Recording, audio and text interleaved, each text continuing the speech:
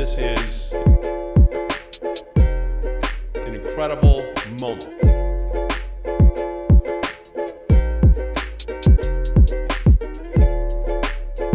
All of the supporters who are here today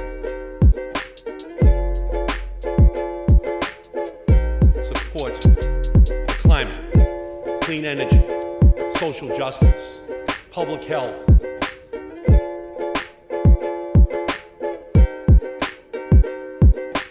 We are talking about repairing the historic oppression of frontline and vulnerable communities, the most powerful movement organizing in the United States today. Grassroots organization. We can deliver a Green New Deal for America. We can deliver wind, solar, offshore wind. It will only be through an historic, generational commitment to end climate change that we create the kind of democracy that works for all Americans.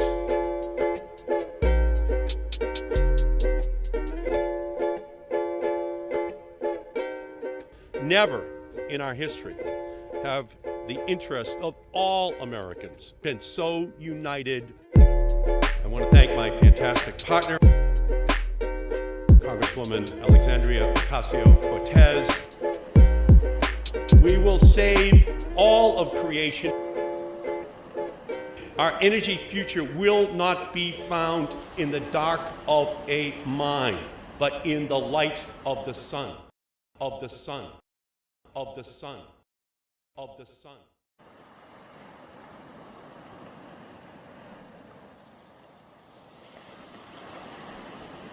The political tide has turned on the rising seas. We are reclaiming our leadership on the most important issue facing humankind.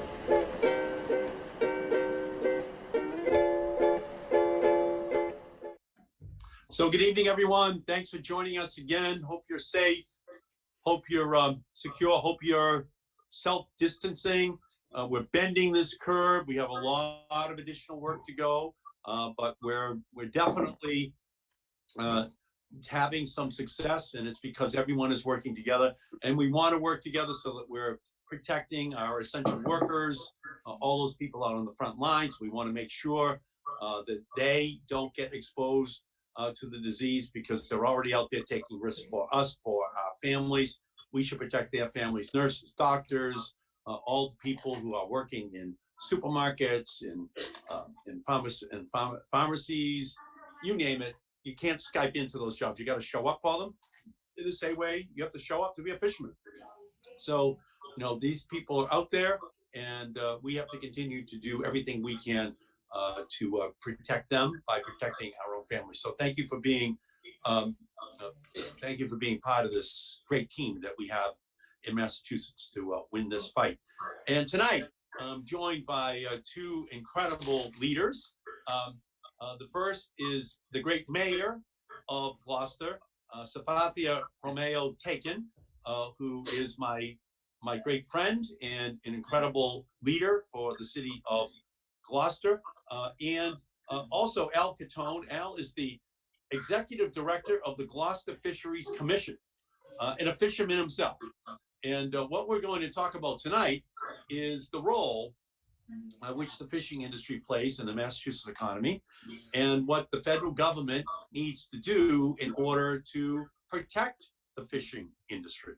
Because obviously, with restaurants closed, obviously, with all of the other safeguards that are in place, it's having a big impact on the fishing industry.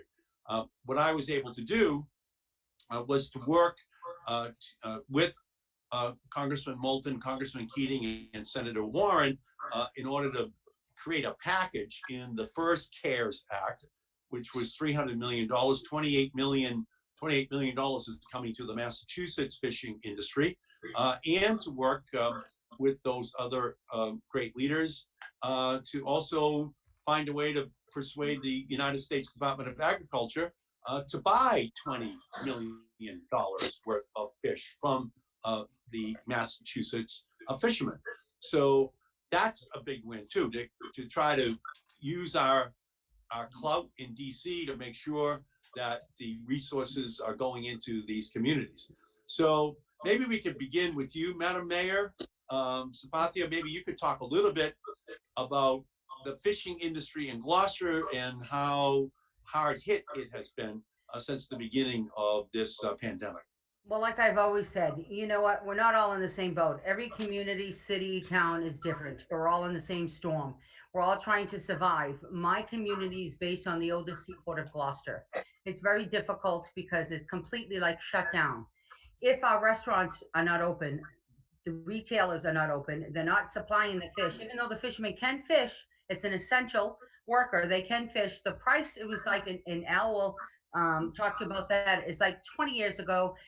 Some of the unloading docks are closed. Lobstermen, there's no place to unload. I mean, there's very limited, and it's wrong because yeah, you know what? When we're saying that, and no offense to anyone, no offense, and I'm not gonna go, meat markets, chicken, whatever, but I've seen more emails, more jokes, more things that you go to the market and the whole freezer section or the frozen section or even the fresh products of chicken meat is gone.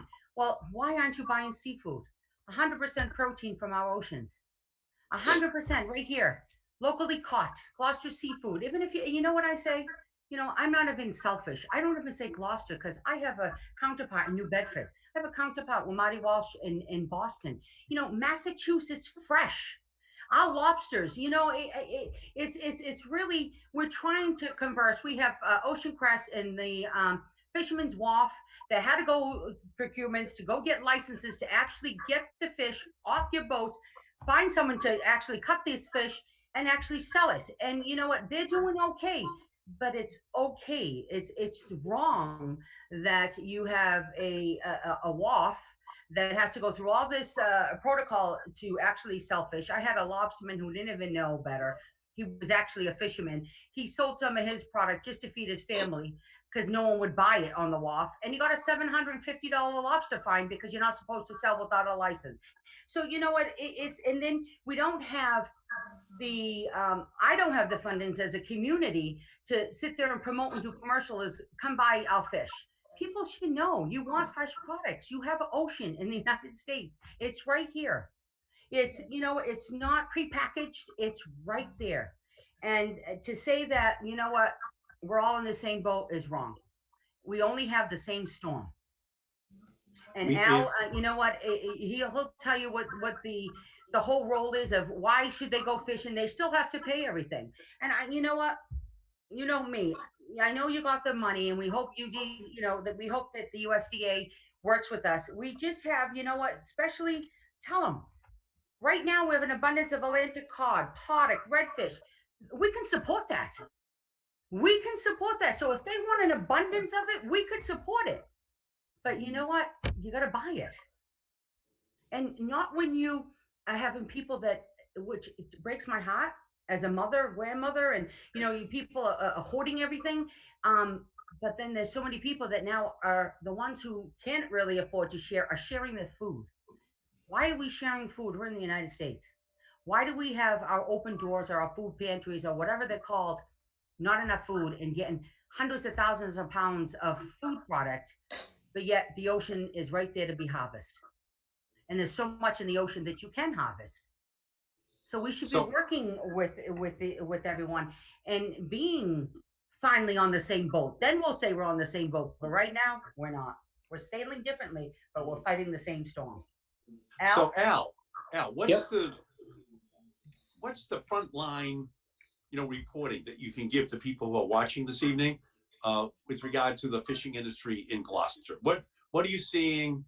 What are the concerns that people have?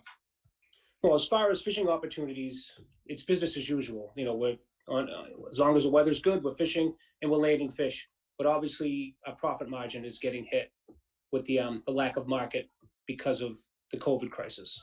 So there's a problem there. But a unique thing that's come out of it is that the increased awareness of the locally caught seafood through local sales right at the dock. there are, we have a lobster facility and a groundfish facility that are selling prepackaged fish directly to customers. So hopefully that awareness will carry on after this pandemic breaks. And when people go to restaurants, they'll say, hey, where was this fish caught? Because before this, 90% of the fish you were eating was coming from another country, was imported. Definitely. So the awareness has been heightened during this, and hopefully that'll carry on, afterwards, and we can start marketing and selling local seafood to local people and have them enjoy it. Well, as a fisherman, what does it mean that the United States Department of Agriculture, by the way, for the first time since the 1980s, we had to press them to do this, to purchase Atlantic pollock, haddock, and redfish. So what would that mean to you as a fisherman? Oh, it would mean everything. I mean, the pollock, redfish, and haddock are three of the major species that were landing in the Port of Gloucester. So, especially right now, and the price of haddock and specifically pollock have been well below what we usually get. High in protein. Hopefully, this can subsidize some of that and get a few extra cents to the boats that are landing these species, because right now we're working on low margins. So this helps you personally and the other fishermen, the 20 Absolutely. million. Absolutely, it'd be a great help. Which is great. And Madam Mayor, what are you hearing from the fishermen? Well, I'm hearing the same thing that Al's hearing, but I'm also hearing all around. I was joking around with one of your associates that he's had 51 Zooms. I said, we do that in a week, never mind for the whole time. I'm trying to go on every single Zoom I can, from North of Boston, all the chambers, everything I can hear from businesses, restaurants all around, because I want to know what the rest of us are doing and how we can all help each other. And we're all saying the same thing, is that, we have our restaurants. And if our restaurants don't open, it's like it's a ripple effect. Your boat houses, your diesel, your ice houses, it's a ripple effect. And you don't realize that until something shuts down. And when our restaurants shut down, I mean, it wasn't like, okay, well, I'm not going to buy anymore. Shut down. Let me tell you something that affected every single person in my community, because first, we are a seasonal community. Second, we all know each other and we support each other. And so that's why now a lot of the takeout businesses are trying to do the packaged fish, get it from the Ocean Crest or Fisherman's Wharf, and get it and sell it for them too. And make like a meal out of it. So you go to the Fisherman's Wharf, you'll get like 2 pounds of fresh haddock for $15, scallops, and like a little recipe, or the mile marker next door will give you some of their products, vegetables and stuff. Well, you know what? Why isn't everyone else doing that? I used to joke around. I used to say, people, you go to the fruit market, you go to the farmer's market. Why aren't you going to a fish market?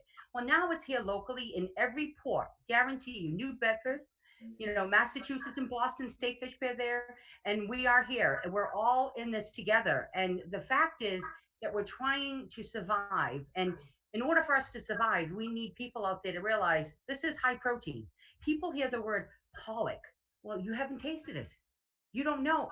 Or have you tasted it and you just don't know?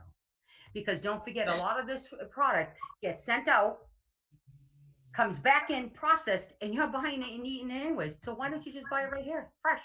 Someone said, this doesn't taste like fish. This is different. And I says, well, I'll do some, with the open door, I'll do some recipes. And they go, this is just my kids hated fish. This is because it's fresh fish. That's why it's fresh fish. People don't know the difference, but now that they do, the ones here locally and around here, they're going to demand it in the restaurants. And what I love about it is it's like, we have so many restaurants in Gloucester trying, and we have it across the board. You talk to Roger Berkowitz from Legal Seafoods. He's suffering just as much as everyone else, and he wants this to happen too. Because the sooner that we can do this together, the sooner we can produce this, the sooner that we can actually save some of us, because unfortunately, not everyone is going to survive. There are going to be some vessels that are not going to make it, just like some restaurants. It's a hard time for everyone. It's a very hard time.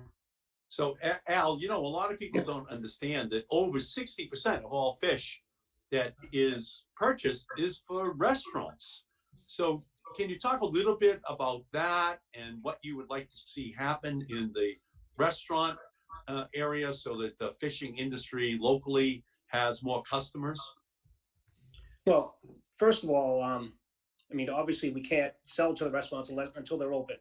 So hopefully, you know, we can, once we get past this pandemic, we can start selling to the restaurants. But what I want to see come out of this is more local seafood being featured at local restaurants.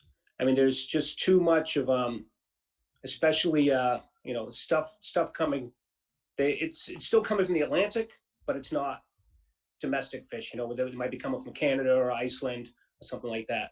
When we have right now, we have an abundance of haddock in the Northeast, and we could supply the whole East Coast with all the haddock that we're landing. But unfortunately, we're still getting the imports coming from the other countries that are cutting into our profits. And it's not, obviously, it's not as fresh. So if we can get, you know, the public awareness to ask for, you know, I hate to be repeating myself, but it's just so important for the public to ask for locally landed seafood. And that will go a great way to, I mean, a long way of helping the local fleet, you know, get through this. I agree with you. I'm going to spend time marketing our local fish. You know, I think it's critical that we appreciate it. We need all the help we can get.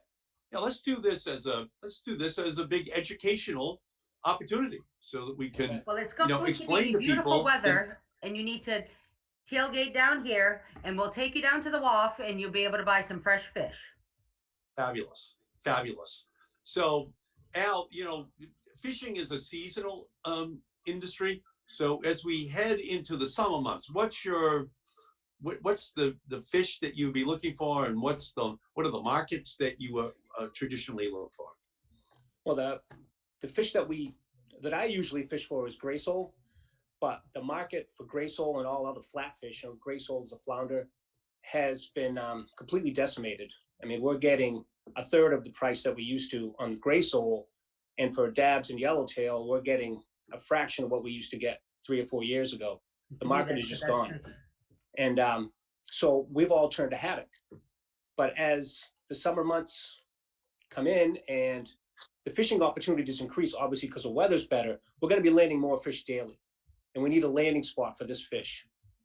So if the restaurants aren't open and the public awareness isn't there to buy local fish, that could be very concerning coming into the summer months about, are we going to be able to keep fishing? Are we going to be able to move the product? So that's a little concerning coming into the summer months. So in the CARES Act that we just passed a month ago, I worked very hard to build in a provision so that independent contractors, well, self-employed fishermen would qualify for the unemployment benefit, $600 a week for all the way out until August 1st. So how has that helped fishermen in terms of their ability to survive? Yeah, that was tremendous, because some fishermen are incorporated and some are self-employed, but we're all fishermen. So the self-employed guys were being left out, and you basically brought the whole fleet together to be treated equally in this, and we really appreciate that. No, glad to do that. Glad to do that. And you can see it in people's lives that absolutely over every week is helping them. Yeah, yes, you can. Yeah. So, Madam Mayor, we're about to have a battle with Donald Trump about additional aid to cities across the United States. Donald Trump and Mitch McConnell saying, sorry, you're out of luck. We're red state people. You're a blue state. You have big healthcare problems, economic problems. We're not going to help you. So we're about to have a huge fight on the floor of the Senate, Madam Mayor. Do you want me to come? I can handle. I know you are a fighter. You look up fighter, and you're just pushing. You don't want me in Washington, that's for sure. You are the champ. So we're about to have a big fight, Madam Mayor. How important is more federal aid to you in Gloucester in terms of teachers, fire, police, healthcare, food for your community? Well, I'm going to be honest. It depends how you want to distribute that, and it depends who it goes to this time. It's really important that it goes to the right people, and it really important that, like you said, it goes to the cities, the schools, the teachers, but our restaurants. Some of the PPA loans, the SBA loans, and some of them didn't get to everyone. It really didn't. It didn't get to the small ones. It didn't. Some of them won't be able to pay it back, or some of them are saying my employees aren't coming back. So we have to really make sure that when we do get that extra aid, and that's going to be great, and I want to thank you for that, because I'm going to tell you, I'm not going to be able to make my budget next year like every other mayor in the city of Gloucester. We survive on hotel, motels, and meal taxes. And and like you said, we're seasonal. So what happens in my community, you have a robust summer, everything goes great. In the winter, when everything starts to die down, those restaurants who made good money give back to my PTOs and my schools and my fire department and everything else, and they give back. Well, you know what? Some of the stuff that already been canceled in the city, like our fireworks, it's not sponsored by the city. It's all contributions from the people. Well, a lot of things are being canceled because they are sponsored by people who work hard and want to give back. Well, you have to fight this way and say, wait a minute, this is money that we already earned, and it's about time that we get it back. And I'm not saying on our income taxes, I'm saying we're getting back and let it be distributed correctly. Like, you know what? The unemployment stimulus package was great for a lot of people, for my fishermen that would never ever be able to. Right now, a lot of them would not be surviving or be able to hold their small boats. There's no way. So when you have a boat owner and he, luckily, when he can get a crew, because some of them, just the expenses is so much that they can't afford a crew, that when that crew can a little survive on something, saying you're going to be able to get unemployment and you're going to be able to get some health care for your family, that's you don't understand. It's not just financial, it's mental. You and I know how the mental problems exist, and then you happen, it goes all these other things, and then addictions and everything else. And right now around Massachusetts, well, let me tell you something. When you don't have financial means, you feel more isolated than ever because you feel that you cannot do some of the things that you want to do. And no offense to females or males or whoever's supporting the family, but when you were a supporter and you supported your family, especially in the minority field, that's what you were born and trained to do. That when you can't do that anymore, you are so depressed and there is nothing you can do about it. But yet you're saying there's an abundance of an ocean filled with food to feed people, but yet I can't feed my family, or I can't even give to the open door, or I can't give to here. You know what that makes someone feel? It makes them feel that they don't belong. So we've had a lot of suicides. And so you know what? It's going to get worse if we don't get better. So you tell whoever's in that meeting you're going to go to in the White House, don't listen, because that bitch in Gloucester is going to come. It's going to come hard, Well, because it's not just about the money. well, you are so right. I mean, this really goes to people's lives and livelihoods. As you know, Madam Mayor, my wife is a psychiatrist. My wife was actually the chief of behavioral medicine at the National Institutes of Health. So I get the lecture that you just gave every single day in terms of the interrelationship between these issues and mental health, and the impact that it's going to have upon people if they don't have the resources that they when need. you ask for FEMA money, you know what we set up? We're not worried about if we're going to get this reimbursed, and we're not worried about that. That's what I'm saying. Any aid that we can get, we set up our own hotlines, because the hotlines you have for the 1-800s are full. We set up our own counselors, and you know what? We set up for the people who are the tracers, because you got to hear those cries when they said, "What do you mean, I have COVID? What do you mean, my mom's dying and nobody's there? What do you mean I can't go see my mom? I haven't seen her, or my husband, or my whatever." You know what? I was on that call one day. It is the most horrifying call that anyone can get. So you have to tell someone your husband's going to die within an hour. We're going to FaceTime you, and hear the screaming. No, he just got in a week ago. And then the daughter, and then you have to FaceTime whoever family is and make sure they can get in on time, and then not make it. And I still have it. So what about those people every day, all my nurses, and thank you so much to them, who call every day and say that and hear that? And what about those nurses every day have to hold someone's hand because every day someone's dying? And I don't care if they say, well, everyone's trained for that. You're not trained for death like that every single day. And you know what? You have people in the maternity wards who are helping people in the other wards. Everyone is helping everyone else. Everyone's holding someone's hand. Well, what about their hands? What about after? What are we going to do for our doctors and our nurses and everyone else on the first line for after, when everyone is supposedly going to go back? Have we thought of them? There's so much that we have to think about, and mental health is so crucial. And you know it because we've had conversations. But you know what? When you can do something about it and it's in your hand, and they can get it, and we're not allowing it, or because we're not buying it, is wrong. We have Well, an industry here. no, and I agree with you. And by the way, we're the Democrats are fighting to put into this bill a heroes fund, money that will give kind of bonus pay to all those people, and nurses, all the people on the front lines, so that the people who have been exposing themselves and their families to this disease, taking the risk, that we reward them, that we give them extra pay, we give them the bonus. But it's going to be a battle, but I think it's an important battle, because I think the mental health of this country is under a strain right now that it has never been under.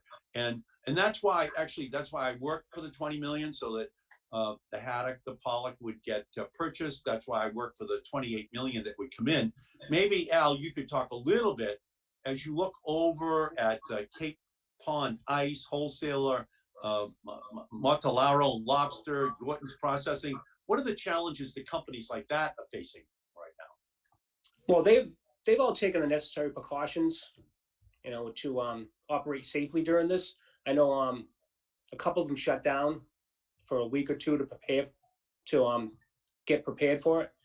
But what would help in the future during the pandemic would be to get the shoreside workers tested, and especially when the volume of fish gets higher and higher, we're going to need more and more shore fish cutters and men to unload the boats and stuff like that. We're going to need to ramp up the testing on the shoreside facilities.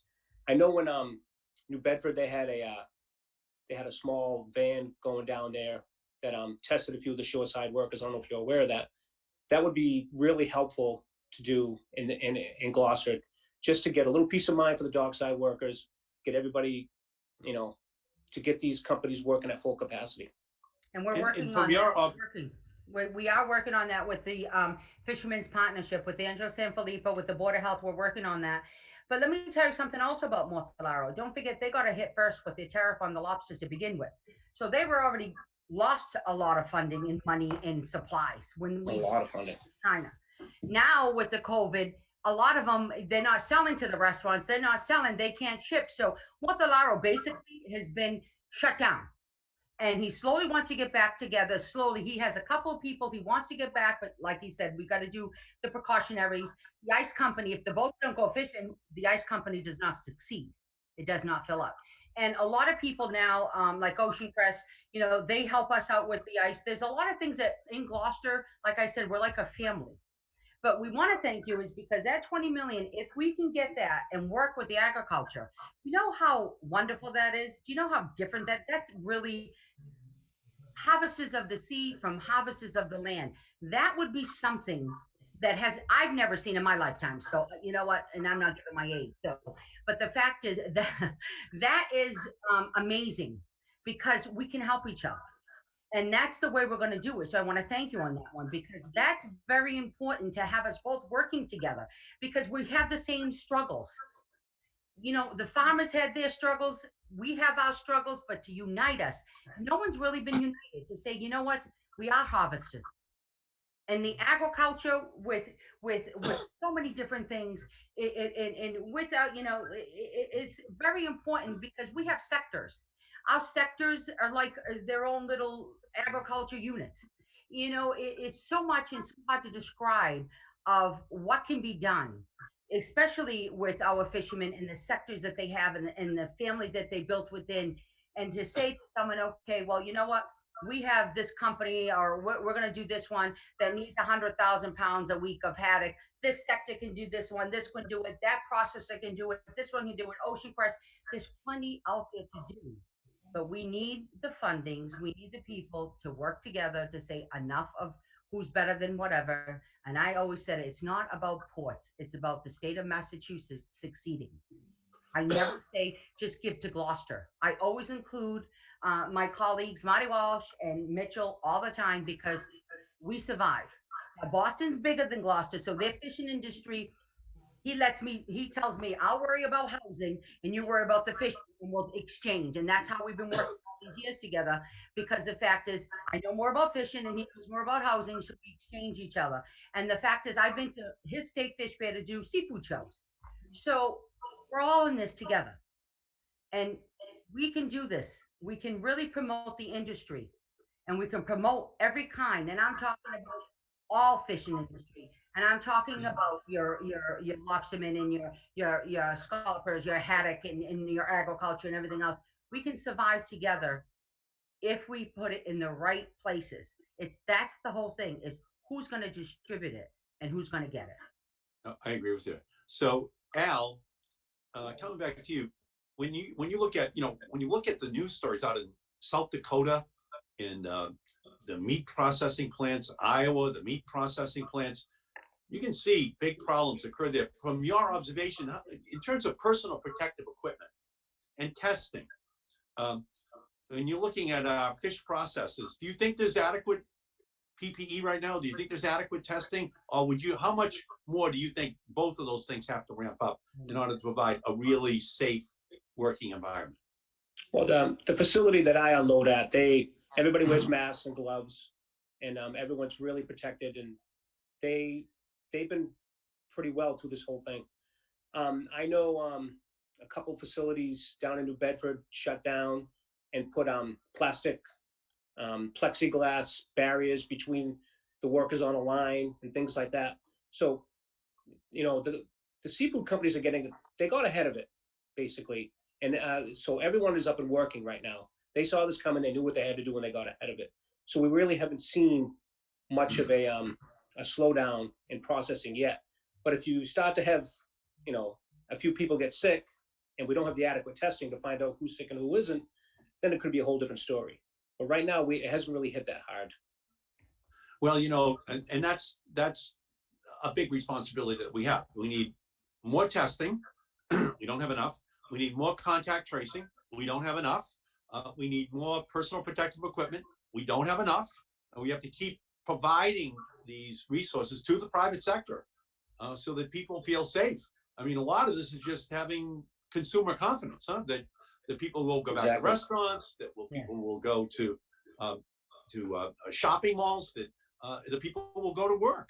They have to feel that they're safe. And so that's a big responsibility that the federal government has. And I think oftentimes the president just thinks he can kind of bluff his way through it, but you can't. People have their own way of assessing whether or not it's safe, whether or not they can be in a place and not worry that they're going to get a disease. So we're going to fight very hard in this next package to continue to ramp up the help. And by the way, ramp up the unemployment benefits too, to extend them out further so that people don't just have to think that they have until the end of July, but until the end of the year, because this is going to go on for some time. So you want people to actually, you want people to feel that that there is a program out there that is going to be stepping up and taking care of them in the same way that we have to put in $1 trillion to take care of the cities and towns, so that the mayor has the ability for her to be able to make the smart decisions in her community. We did it in the first bill. We did the community. I used to say I didn't care about what they did in Washington. We're here in Gloucester, and everything was fine. But right now, I have to listen to everything that goes on in Washington because it does affect us. And you were talking about extending, some of the stimulus package and stuff. And I agree in certain things. We need to, though, when you do that, we need to make sure that it's done properly. Meaning how? Meaning that, I want to make sure that people who cannot go to work because of the COVID get to be able to stay on the stimulus, or people who, and I'm going to be honest, are 60 and or 65, haven't retired, but won't be able to go, go back to work or whatever, be able to, we have to make sure that, when we do start to slowly open and we open, that we can get employees too. And I'm going to tell you both sides, the goods and the bad. So when you go fight, and you say, this is what she said to me, is that when we put these protocols in place and we put these funds in place, we need to make sure that it's done correctly. The first time it went around and we were so excited and we're so glad because everything was just, let's take what we can and hurry up and do it because it was crucial. Now we know about testing. Now we know about, the PPEs. I mean, first we're saying stay away from China. Now it's all coming from China. And thank you. Now we're saying, well, our teachers. I mean, I'm worried too about not just what's happening now, okay, but I'm worried about September. I'm worried about these students. I'm worried about my teachers, or how we're going to do the schools and the funding that we might not have for the school systems, or myself. because the fact is we're not going to know what's going to happen in September, October. Are they going to go all day? Are they going to go half a day? What's going to happen? The PPEs, we can't get them now. We're going to have to supply these schools and these children with masks or everything that we need, and we're not thinking about that. So I appreciate it. I just don't want to run out of funds. And the fact is, and I don't want them to say, that's it, you've had enough, we're done, and everyone's open, but we're not going to be open the normal way. And if we're not going to be open the normal way, I have to worry about that. I have children, I have teachers. Are they going to stay home with the Chromebooks? Are they going to go half a day or double the, buses? That's all right now. My mind is on overload because everyone's thinking, okay, we're open to the first phase. I'm thinking about September. I'm thinking about we don't have the funds and we're struggling now. I'm thinking about, okay, so if these fishermen don't start to get that out, if they don't start to fish, their good weather is going, and then finally they get to go fishing, and finally the markets are open and the things are open. Are they going to risk their lives in the winter because they haven't gone in the summer? Are they going to risk their lives because there's going to be bad weather, but you know what? They can catch their fish because the restaurants are open.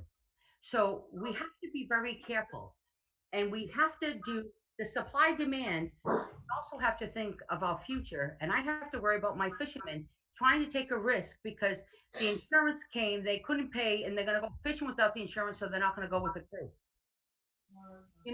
There's a lot. We're in a fishing community, old seaport, and I can't tell you that, we're at the end. And that was considered Rockport part of us because after that, we're an island. And you know what? Boston is that's why I say we're not in the same ship. We're just in the same storm. And you know what? This storm's hitting hard, but is it gonna just fade away or is it gonna return? And I have to worry about what happens in September.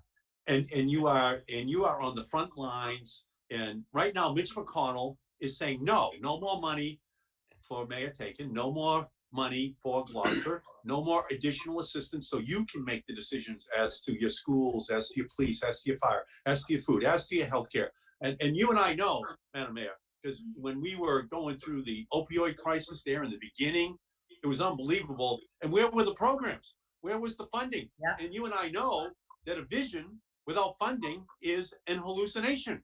You've got to have the funding if it's going to work. So that's my job. My job is down on the floor of the Senate, battling Mitch McConnell to get the money that goes to you in the same way that the community development block grant money went to you so that you can make the decisions. And that's my job. It's to make sure that you get it and that Al gets the personal protective equipment. Al gets the testing. Al gets the $20 million for the Atlantic fish. Al gets the 28 million that can be distributed to businesses across eastern Massachusetts for the fishing industry. That's my job. But we're about to enter the next phase, this big phase, to make sure that these programs stay in place and get expanded so that the help is there. So the help is there for everyone. And I just want to thank the two great leaders who are with me here today. And maybe we could just ask Al and then you, Sefatia, if you could each give a 1 minute kind of message to people who are watching tonight about the fishing industry and what you want to see happen in our country for the fishing industry. So Al, maybe we could begin with you. Again, I'm just going to say, Al, Gloucester Fresh. To the public, Gloucester Fresh, right there. Buy local seafood. I can't emphasize that enough. It's going to be fresher. It's going to be on point. It's sustainable.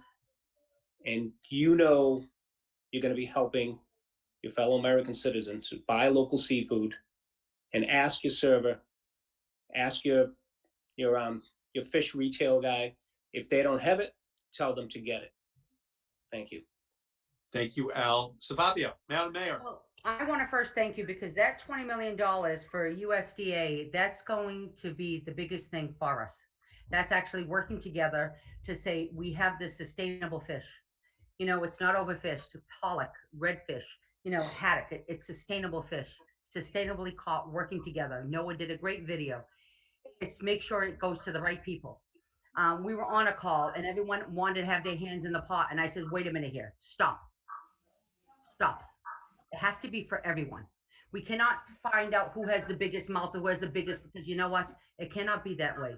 It has to be equally distributed and has to be for the whole Massachusetts and United States, actually, because you got Alaska, you got a lot of people who really are suffering. And it's not just Massachusetts that fishes, but we're all suffering. And we have to make sure that when we have that, that means if it's sustainable, fish and go fishing, our restaurants can buy it. You know, you have to understand too, why do people buy the fish when it's they know it comes frozen, thawed, and they sell it in the markets and you go buy it? Why? Because when you see a piece of product that you have no money and you see it for $7.99 a pound, and then you're buying a piece of fresh fish for $10.99, and you're trying to stretch that dollar, what is it telling you? I'm going to stretch my dollar and I'll add things on it. When a piece of fresh fish, high protein, you don't have to worry about anything. It's locally caught. And believe me, then when the price is right and we have the distributors, the dealerships in your markets and our restaurants all together, it'll be affordable because of you with that $20 million saying, thank you, we can make things affordable. And that's what we need to do right now. Thank you, Madam Mayor. Thank you for your great leadership. You could just, for anyone who's watching, this is how she is all day, every day. She is like an energy. I'm coming to Washington. Excellent, excellent.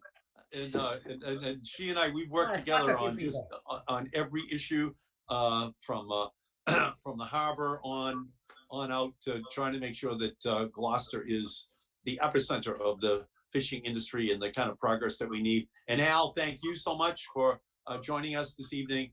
The two of you made an incredibly great team making this case for Gloucester, for Massachusetts, and for the fishing industry in general. So thank the both of you. Do me one favor, please. Sure.